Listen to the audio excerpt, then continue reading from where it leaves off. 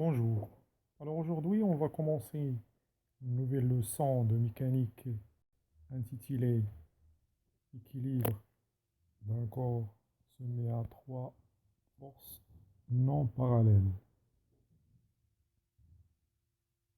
Dans ce cours, on va voir quelles sont les conditions que doivent remplir les forces pour avoir l'équilibre d'un solide. Pour cela, on va commencer par l'étude d'équilibre d'une plaque de masse négligeable. Alors, cette plaque est en polyester, c'est-à-dire en plastique. Elle est accrochée à trois dynamomètres. D1 applique une force F1, le dynamomètre D2 applique une force F2 et le dynamomètre D3 applique une force F3. Le poids de la plaque est négligeable devant les autres forces. Alors, comme première observation, on voit bien que les trois forces appartiennent au même plan. Deuxième remarque, on voit aussi que les droits d'action des trois forces se coupent au un point O.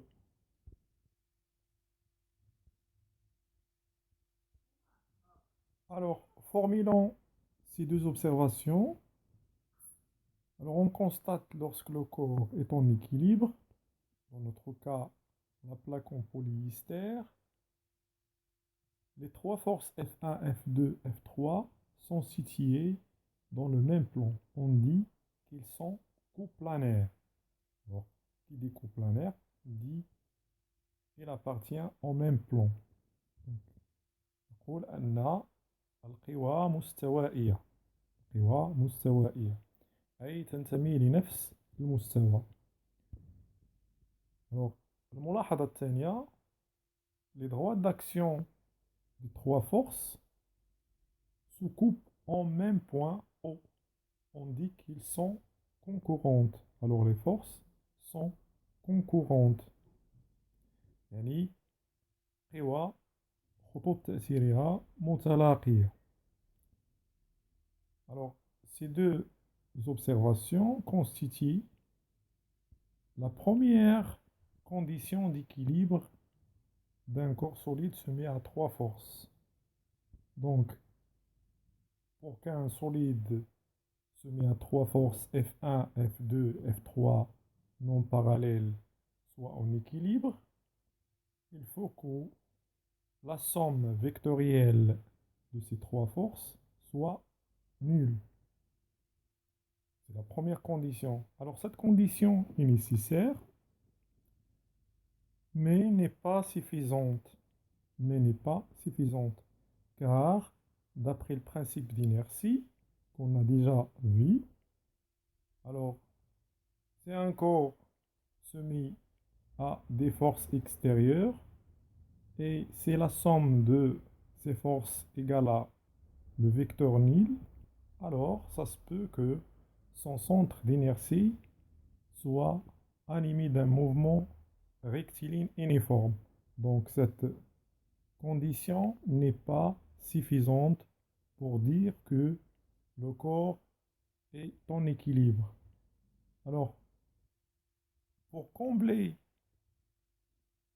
pour combler ce vide, donc il faut ajouter une deuxième condition. Alors, deuxième condition, les trois forces doivent être coplanaires et concurrentes. Alors, si on a ces deux conditions, on peut dire que le corps soumis à trois forces est en équilibre. Je reprends. Un corps soumis à trois forces non parallèles doivent avoir les deux conditions d'équilibre. La première condition qu'il faut avoir la somme des forces extérieures égale le vecteur nil. Deuxième condition qu'il doit remplir, c'est que ces trois forces doivent être coplanaires et concurrentes. Maintenant, pour la résolution d'un problème d'équilibre à trois forces, on peut procéder par plusieurs méthodes. La première méthode est une méthode graphique, c'est-à-dire طريقة هندسية تعتمد على الهندسة على الإنجاز الهندسي. Alors cette méthode consiste à commencer à construire le polygone des forces.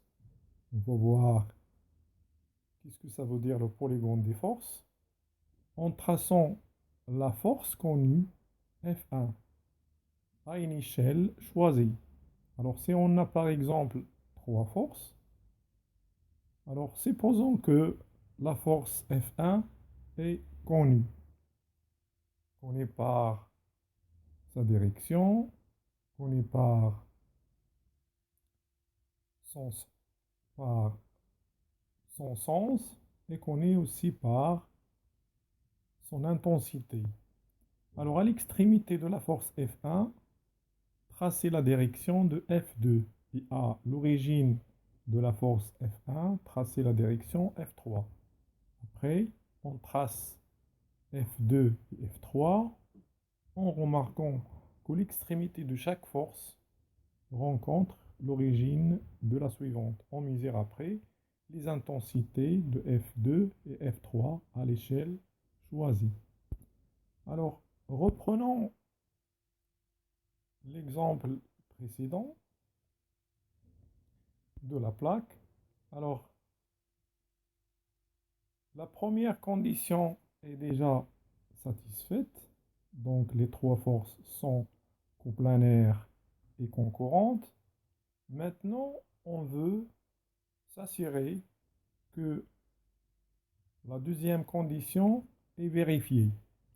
Alors, on part d'une échelle de 1 cm qui correspond à 1 newton. On trace le polygone des forces. Alors, on commence par le traçage de la force F1. Après, on trace la direction de F2, la droite d'action de F2, qui passe par l'extrémité de F1. Alors, la droite d'action de F2, eh bien, on l'a obtenue par translation de F2. Après, on trace la droite d'action de F3. Alors, la droite d'action de F3 qui doit passer par l'origine de F1. Après, on trace, on dessine la force F1, vecteur force F, plutôt F2, et après, vecteur force F3. Donc, on voit bien que le polygone est fermé, et on peut dire que le corps solide le corps solide S, qui est la plaque en polyester, est en équilibre. Maintenant, on va commencer une deuxième méthode. On l'appelle méthode analytique. Alors, cette méthode s'appuie sur les notions de maths. Pour illustrer les étapes de cette méthode, on étudiera l'exemple suivant.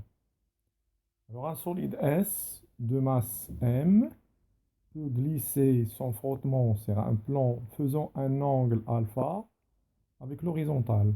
Ce solide est retenu par un fil de masse négligeable parallèle à la ligne la plus grande pente des plans.